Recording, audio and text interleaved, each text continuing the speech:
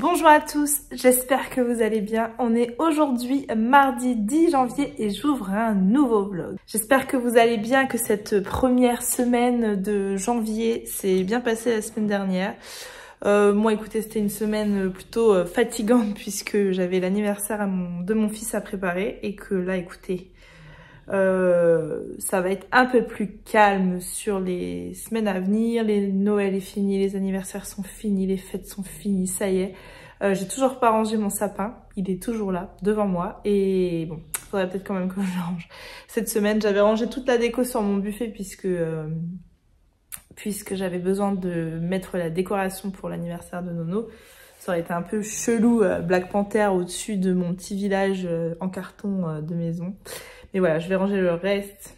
Je suis très triste tous les ans de ranger mes casse-noisettes parce que vraiment j'aimerais qu'il soit là toute l'année. Pour ouvrir ce vlog aujourd'hui, j'ai décidé de vous parler de 3 petites choses. Alors la première, c'est cette petite boîte de chez Larousse que j'avais eue pendant mon calendrier de l'Avent que Tatane m'a offert. Et en fait, j'ai décidé il y a 52 messages dedans. Et donc j'ai décidé en 2023 de piocher un message par semaine. Ce sera mon mantra de la semaine. J'ai oublié la semaine dernière. Au niveau des points de résolution, c'est pas mal. Autre résolution, j'aimerais arrêter de me laver les cheveux tous les jours. Donc pendant environ 3 semaines, vous allez avoir des drôles de coupes. Et puis je vais relâcher l'affaire et me laver les cheveux tous les jours. Mais voilà, pendant un certain temps, il y aura des essais capillaires sur ma chaîne. Faites comme si c'était normal. Voilà pourquoi je suis coiffée d'une manière si étrange. Bref, je vais piocher ce petit message. Ça se fait comme ça. Allez, je pioche celui-ci. L'amitié n'exige rien en échange que de l'entretien. Georges Brassens. Avec cette petite image derrière.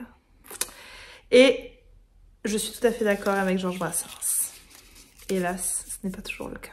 Ensuite, j'ai envie de vous parler de 2 oracles. Ça fait une semaine que je vois tous les jours, 11h11 sur... que je vois tous les jours 11h11 sur mon téléphone. Et du coup, j'avais cet oracle. Alors normalement, c'est pas le but de cet oracle-là. C'est normalement, tu tires une carte comme tous les oracles classiques. Je vous le montre quand même. Je l'avais déjà montré celui-ci sur ma chaîne. Donc c'est l'oracle des heures miroirs. Mais il n'y a pas que les heures miroirs. Il y a les heures comme ça aussi, 3h33. Donc voilà, il est de Julie Havel, mais j'ai décidé ce matin, parce que une fois de plus ce matin, j'ai vu 11h11 et je me suis dit c'est pas possible, il se passe quelque chose. Je regarde la signification de 11h11 avec les guides et c'est marqué « Les guides vous indiquent à travers de 11h11 que vous êtes à 2 doigts du burn-out. Ils portent votre attention sur l'accumulation de fatigue physique et morale. Une véritable bombe nucléaire, une épreuve supplémentaire se prépare et cela ne va pas vous plaire. Et bonne année! Prenez du recul, vous n'êtes pas seul, demandez de l'aide. Ceci est un palier essentiel pour trouver votre équilibre mental et physique. Stress et anxiété sont devenus votre quotidien. Allez-vous lâcher prise? Apprenez à déléguer, vous n'êtes pas un surhomme. Vous pensez que vous allez bien? C'est faux. Prenez du temps pour vous. Cela mettra fin à une lutte intense. Voilà, voilà. Je ne sais pas si c'est un signe du destin, si quoi que ce soit. Vu ce que dit cette carte 11h11, j'espère que le fait de vous en parler va conjurer le sort et que plus jamais je vais la revoir. Sinon, j'ai décidé de faire un tirage de tarot également avec vous ce matin et enfin ce midi. Et j'ai pris l'oracle de l'éveil alchimique que j'avais eu par les éditions Le Duquesneau. Déploie ton pouvoir de transformation intérieure. C'est un oracle qui va représenter les 4 archétypes féminins qui sont la chamane, la prêtresse, la sorcière et la guérisseuse. Donc en fait, c'est un orage pour aider à identifier son archétype. L'archétype du moment, c'est-à-dire que je pioche aujourd'hui un archétype et que dans un mois, ce sera un archétype différent parce que mon mood aura changé, mes énergies auront changé, ma façon d'être aura changé. Donc voilà, c'est pour un petit peu me guider pour en ce moment. J'ai tiré l'ancrage. En t'envoyant cette carte, tes guides t'invitent à utiliser les éléments de ton quotidien afin de te nourrir de leurs énergies. Tu peux par exemple utiliser la visualisation pour te purifier ou te ressourcer en prenant un bain ou en plongeant tout simplement tes mains dans l'eau. Tu peux également libérer ta colère par l'écriture en laissant ensuite les flammes transmuter ton émotion. Ou encore utiliser le vent pour brasser tes énergies dites négatives et te remplir de nouvelles vibrations. Enfin, la terre peut t'aider à faire le deuil de certaines situations ou relations en enterrant un symbole dont tu souhaites te délester.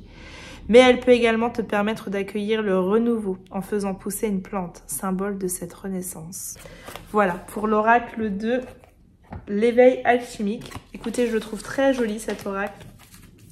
C'est pas le style d'oracle que je préfère parce qu'on est sur des messages peut-être trop ciblés. Il est vraiment chouette en tout cas cet oracle. Il y a vraiment des cartes qui me parlent beaucoup. Le yin et le yang, je la trouve trop belle. Il y a également une méditation pour se connecter à son archétype. Alors la méditation, j'ai dit qu'en 2023, j'allais essayer de m'y mettre. Je ne m'y suis toujours pas mise, donc je ne crois pas commencer par les méditations de cet oracle pour m'y mettre. Voilà, pour cet oracle-là, je vous montre quelques cartes. Les chakras, le yin et le yang, maladie, été, peur, animaux, siège de l'âme, la sorcière, la guérisseuse, la chamane et la prêtresse. Je voulais commencer ce vlog comme ça. Toujours en parlant sorcière, je vais attaquer un livre dont un mot du titre est sorcière, mais tout ça je vous en parlerai demain. Voilà pour ce que j'avais à vous dire aujourd'hui. Je vous reprends plus tard. Je vous reprends, on est mercredi et je vous reprends pour faire un petit update lecture. J'ai monté mon vlog lundi, clôturé mon vlog et d'un coup je me suis dit, mais mince, j'ai pas parlé de ma lecture terminée la semaine dernière. J'ai complètement zappé, donc je vais vous en parler maintenant. Dimanche dernier, j'ai terminé Plus jamais sans moi de Maud Ankawa qui vient donc tout juste de sortir aux éditions Erol. Maud Ankawa, c'est une plume qui me donne très envie depuis un petit bout de temps parce que... alors c'est du développement personnel, Maud Ankawa, je pense que je l'apprends à personne, mais j'ai l'impression que c'est un développement personnel un petit peu différent de ce qui est proposé habituellement. Donc j'avais très envie de découvrir ces romans.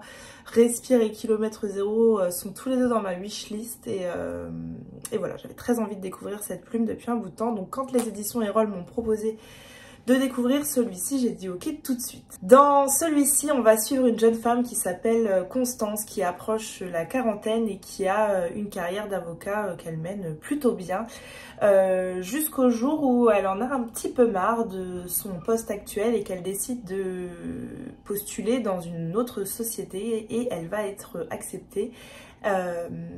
Incroyable puisqu'en fait elle sent tout de suite que ce cabinet d'avocats elle pourra s'y épanouir pleinement, etc. Sauf que on va lui proposer une période d'essai assez peu conventionnelle qui va un petit peu la sortir de sa zone de confort et au début elle se dit mais je suis tombée où en fait? En fait ce cabinet d'avocats qui me donne envie depuis des années c'est pas pour moi, c'est pour les fous, parce qu'en fait on lui propose pendant cette période d'essai de partir en pèlerinage dans le sud de la France, ce fameux pèlerinage que tout le monde connaît. Et au début, elle dit non, je veux pas y aller pour plusieurs raisons. La première, c'est que c'est quoi cette période d'essai? Enfin, elle n'a pas besoin de faire tout ça pour prouver qu'elle est une avocate compétente. Et en plus, ça va l'éloigner de Lucas. Lucas, c'est son patron actuel, dont elle est follement amoureuse. Et puis Lucas, évidemment, ça fait des années qu'il lui promet qu'il va quitter sa femme pour vivre avec elle. Et puis finalement, avec tout le soutien que lui apportent ses amis, parce que ses amis, je pense, sont très clairvoyants sur la situation de Constance et de Lucas, qui lui disent si, tu vas y aller, tu vas aller faire ce pèlerinage et cette période d'essai pour ce cabinet que tu convoites depuis des années. Et voilà, cette espèce de voyage initiatique va commencer évidemment sur le chemin elle va rencontrer beaucoup de pèlerins. Elle va cheminer avec 2 personnes en particulier. Et voilà, ce chemin a beaucoup de choses à lui dire, beaucoup de choses à lui apprendre. Maud Ankawa, elle sème plein de petites réflexions philosophiques, plein de choses avec beaucoup de bienveillance et beaucoup de générosité, j'ai trouvé, tout au long du roman. J'ai pas accroché comme je l'aurais aimé, vraiment à grand regret, parce qu'en fait, je sens qu'il émane tellement de douceur et de conseils. Elle veut vraiment nous donner des clés, Maud Ankawa. Et peut-être parce qu'en fait, le sujet principal me concerne pas du tout. Enfin, moi, je suis très heureuse dans mon couple. Et alors, il y a autre chose, hein. Il n'y a pas que le couple qui est abordé dans ce roman-là. Je pense que le message principal, c'est qu'il faut d'abord s'aimer soi avant d'aimer les autres. Et ça, elle y parvient parfaitement. Mais hélas, j'ai pas réussi à rentrer à 100% dans ce roman. J'ai trouvé parfois quelques longueurs et parfois quelques évidences. Et je suis la première à le regretter parce que la plume, j'ai adoré, parce qu'elle m'a beaucoup touchée.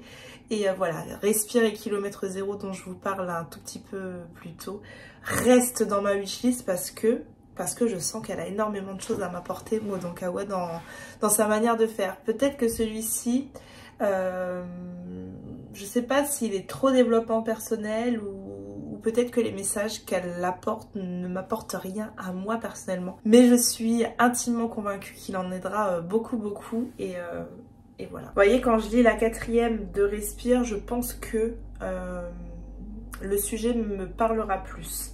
Malo, 30 ans, virtuose de la stratégie, est appelé à Bangkok pour redresser une entreprise en difficulté. Quelques semaines après son arrivée, il surprend une conversation qui l'anéantit. Il ne lui resterait que peu de temps à vivre. Au moment où il perd tout espoir, une vieille dame lui propose un pacte étrange. En échange de 30 jours de la vie du jeune homme, elle le met au défi. Serait-il prêt à tenter une série d'expériences susceptibles de modifier le cours de son destin? Malo accepte et le voilà embarqué dans un incroyable périple aux saveurs et aux parfums de Thaïlande, au terme duquel il pourrait découvrir l'ultime vérité. Je pense que ça, c'est plutôt l'urgence de vivre qui est abordée dans ce roman-là. Et enfin bon, les deux me tentent beaucoup, de toute façon. Donc voilà, plutôt en demi-teinte, non pas par la plume et par tout ce qu'elle a apporté, mais plutôt par le sujet de fond qui va moins me toucher, ce pèlerinage. C'est pas quelque chose auquel j'aspire malheureusement et du coup je suis un peu moins convaincue. Niveau lecture en cours, je suis sur La Datcha, sur Audible d'Agnès Martin-Lugan. J'ai dû écouter un quart, un tiers, j'ai pas trop conscience de où j'en suis. Et écoutez, pour le moment, j'aime vraiment beaucoup. J'aime beaucoup cet hôtel qui est La Datcha et je prends beaucoup de plaisir en tout cas à l'écouter. Il y a parfois des livres dont le format audio ne leur va pas du tout et t'arrives pas à rentrer dans l'histoire, etc. Celui-ci, franchement, à l'audio, il passe vraiment très bien.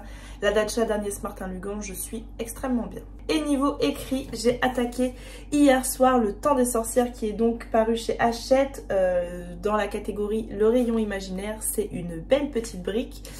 J'ai lu une centaine de pages hier. Écoutez, pour le moment, l'histoire s'installe tranquillement. On est sur un roman fantasy, je dirais. Et voilà, je vous en parlerai un petit peu plus en détail quand je l'aurai un petit peu plus avancé. Pour l'instant, j'ai pas vraiment d'avis. L'histoire se met en place tranquillement, on va dire, à suivre. Et sinon, j'ai fait une petite réception qui me vient des éditions Solar. Je vais l'ouvrir avec vous. La première chose que j'ai reçue, c'est ceci. Je suis trop contente, qui s'appelle donc DIY Cricut, la machine pour créer sans limite. Je pense que si vous arrivez pour la première fois sur ma chaîne, vous savez que j'ai une Cricut et vous savez que je m'en sers beaucoup. Et je me dis que peut-être là-dedans, je trouverai l'inspiration de faire des petites choses qui m'ont l'air pas mal du tout. Donc voilà, il y a plein de choses complètement différentes. Bocaux scandinaves, calendrier de bureau graphique, suite trompe-l'œil, vase design en carton. Apprendre à travailler les différents matériaux que je peux utiliser avec ma Cricut, parce que c'est vrai qu'en fait je suis très autodidacte comme tout le monde quasiment avec sa Cricut et que je crois que j'utilise pas ma machine comme elle le mériterait et que je peux passer peut-être à côté de certaines choses à faire parce que j'ai pas l'idée ou parce que je ne sais pas. Donc voilà, Je pense que ce livre de chez Solar va beaucoup m'aider. Ensuite, j'ai reçu ceci, mes goûters sans sucre raffiné d'Anissa de... Je crois que c'est quelqu'un qui a fait Le Meilleur Pâtissier. Je ne regarde pas vraiment la télé, donc je sais pas trop. Il me semble qu'elle a fait Le Meilleur Pâtissier. Ça doit être marqué dedans, on va regarder. Bon, déjà la préface est de Roxane. Elle, je sais qu'elle a fait Le Meilleur Pâtissier parce qu'à l'époque, elle, je regardais. Voilà, finaliste du Meilleur Pâtissier saison 4. En fait, mon fils, la dernière fois, me dit « Mais maman, j'aimerais bien que tu me fasses mes goûters maison pour aller à l'école. » Bah, je lui dis « Ok, je veux bien, mais... » Je lui ai dit « Ok, je veux bien. Écoute, on va trouver des recettes. » Et tu me diras ce que tu veux que je te fasse. Et juste après, je découvre ce livre aux éditions Solar. Donc, je trouve que c'est super. Il y a des recettes plutôt pour moi, plutôt light. Ça me fera pas de mal. Et puis voilà, il y a des trucs comme ça. Des BN maison. Et il y a une partie goûter d'exception où là, on va avoir des recettes un petit peu plus raffinées. Comme cette petite éclair citron verveine qui me donne trop envie. Tartelette au chocolat. Oh là là. Bon, dans la pratique, je suis pas sûre de sortir un truc rendu pareil, mais écoute, je vais essayer. Brownie, gaufres, des petites madeleines comme ça. Enfin voilà, du coup, je vais essayer ça. Je vais en tester pas mal des recettes et puis écoutez, je vous en reparlerai. Je suis pas trop sûre que vous êtes là pour de la cuisine, mais écoutez, pourquoi pas parler un peu cuisine. J'avais dit que je le ferais pendant les vlogmas et puis finalement tout ce que j'ai fait de Noël, j'ai rien montré, donc je sais pas. Je sais pas si la cuisine ça vous intéresse, si des petites recettes ça vous intéresse. Mais écoutez, je vous reparlerai quand même de ce livre ici. Un grand merci aux éditions Solar pour l'envoi de ces 2 super livres. Je suis trop contente pour ma créativité, on est au top. Voilà, c'est tout ce que j'avais à vous dire pour aujourd'hui. Je vous reprends plus tard. Est-ce que vous le voyez, mon petit bulle bizarre là-haut? Comme il est trop mignon. Je vous reprends, on est vendredi et je vais faire un petit point sur ma lecture en cours. J'ai donc attaqué Le Temps des Sorcières de Alix I. Haro. Ça ne se prononce très certainement pas comme ça, mais c'est pas grave. Elle a écrit un autre livre que j'avais repéré une fois en librairie qui s'appelle Les 10 000. Oui, les 10 000 portes de January, qui me tentait bien également, mais pour lequel j'avais eu des retours plus ou moins mitigés quand j'avais posté une story sur Instagram, pardon, pour savoir un peu ce que vous en aviez pensé. Donc finalement, j'avais pas passé le cap, mais Hachette m'a contacté pour me proposer celui-ci et du coup j'ai accepté tout de suite. Donc on est sur une belle brique. Dans cette même collection, il y a Frankenstein de Marie Cholet que je lirais bien. Donc peut-être que je me procurerai celui-ci par la suite. Alors il se fait 620 pages quand même, 623 avec les remerciements. J'en suis moi à la page 383, donc j'ai bien avancé avec mon très joli marque-page. Le Temps des Sorcières, c'est l'histoire de 3 sœurs. Elles s'appellent James, Agnès et Béatrice Eastwood, mais elle est plutôt Bella, Genièvre et Amarante. Et en fait, ces 3 sœurs ont un peu comme ambition de faire renaître la magie, de faire revenir le Temps des Sorcières. Parce qu'avant, il y avait de la magie partout. Avant, la magie flamboyait, étincelait. Les sorcières gouvernaient presque le monde, j'ai envie de dire. Et puis ces femmes, on les a fait taire, on les a mis au bûcher. Et elles sont comme devenues muettes et elles ont tenté tant bien que mal de dissimuler ce peu de magie qui leur restait. Elles ont dissimulé des formules magiques dans des comptines, dans des contes pour enfants. Et ces 3 sœurs que la vie a séparées parce que leur enfance a été compliquée avec un père très compliqué. Elles ont fini par prendre chacune un chemin différent. La vie va les regrouper et elles vont, elles, tenter de faire renaître cette magie. Ce roman-là, il se passe à la fin du 19e siècle et on est sur un roman complètement fantasy puisque la magie existe, on le sait. C'est pas ce que je lis habituellement, le fantasy, mais écoutez, je passe un très bon moment parce que il y a plus qu'une histoire de sorcière en fait. Il y a une histoire... je pense que c'est une ode à la femme, ce livre-là, mais je vous ferai ma critique complète quand je l'aurai terminé. J'ai pas envie de mettre la charrue avant les bœufs et vous en parler tant que je ne l'ai pas complètement terminé. Mais écoutez, pour le moment, j'aime bien. C'est pas ce que je lirai tous les jours parce que parfois c'est assez lent, parce que c'est assez long, c'est assez contemplatif avec beaucoup de descriptions. Mais écoutez, je passe un très bon moment. Je vous dis, je suis à la page 383. Je le terminerai pas aujourd'hui, c'est certain, mais je le terminerai très certainement demain. Voilà ce que je pouvais vous dire aujourd'hui à propos de ces 3 sœurs. Je vous en reparle dès que je l'ai complètement terminé. Sinon, je vous reprends parce que j'ai également fait 2 petites réceptions que je vais ouvrir avec vous. La première réception me vient des Presses de la Cité. C'est un roman qui sortira tout début février et c'est un nouveau Cozy Mystery qui s'appelle Mort au couvent, qui est écrit par Oscar de Muriel. Et la série s'appellera Les Mystères de Sœur Juana, je pense qu'on doit dire, puisque c'est un livre qui est traduit de l'espagnol du Mexique, il me semble. Oui. Alors, c'est un Cozy Mystery qui fait 350 pages. Je vois à la fin qu'il y a un glossaire avec pas mal de mots en espagnol. Je trouve que l'espagnol est la plus belle langue du monde, donc je vais me régaler, je pense, avec cette lecture. Je vais vous lire la 4e. Mexico, Nouvelle-Espagne, 17e siècle. Quelqu'un ou quelque chose a pris possession du couvent de San Jerónimo. Religieuses et servantes sont retrouvées sacrifiées sur l'autel selon des rituels précolombiens sanguinaires et la suspicion règne. Nul n'y échappe, car dans cette enceinte retirée du monde entre fornication, autoflagellation et cauchemar blasphématoire, le péché est partout. Alina, jeune novice insolente et rebelle, vient de prendre le voile. À côté de Matea, sa fidèle domestique indigène, la voilà qui s'allie à Sœur Juana, excentrique femme de lettres, pour trouver le coupable.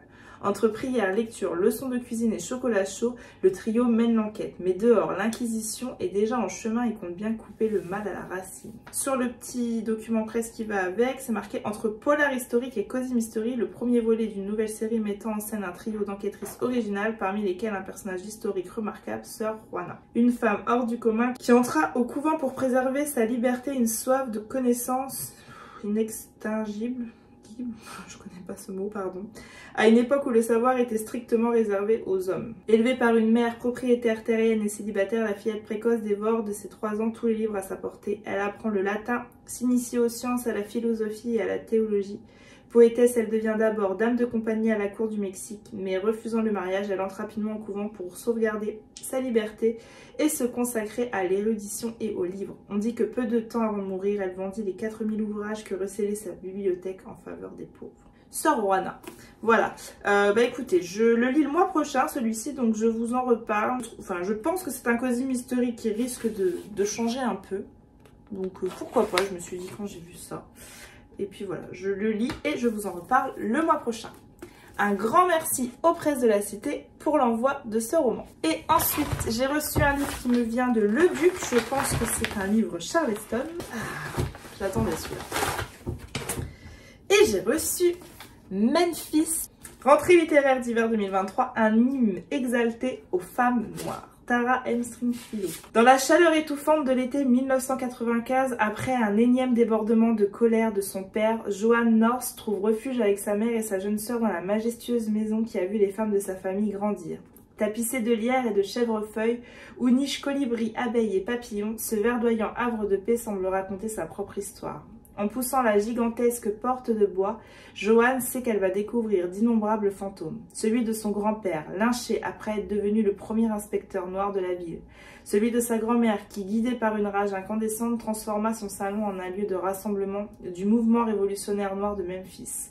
Et sa propre terreur qui la submerge en même temps que ses souvenirs lorsqu'elle passe le seuil de la véranda. Confrontée aux tragédies des générations qui l'ont précédée dans cette demeure, Joanne devine intimement, du haut de ses 10 ans, que la violence n'est jamais loin. Le portrait bouleversant de 3 générations de femmes noires qui célèbrent la complexité de ce qui se transmet au sein d'une famille, d'une communauté ou d'une nation tout entière.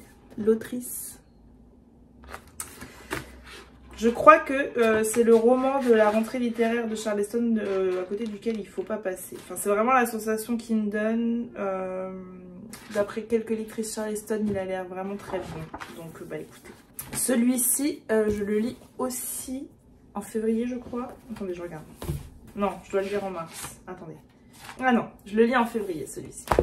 Voilà, donc pareil, ces deux romans-là, je vous en reparle le mois prochain. Un grand merci aux éditions Charleston pour l'envoi de ce roman. Voilà, c'est tout ce que j'avais à vous dire pour aujourd'hui. Je vous reprends plus tard pour vous parler de celui-ci. J'espère le terminer demain et pouvoir vous en parler demain.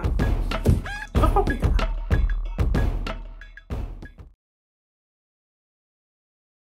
J'ai le brushing tout à plat.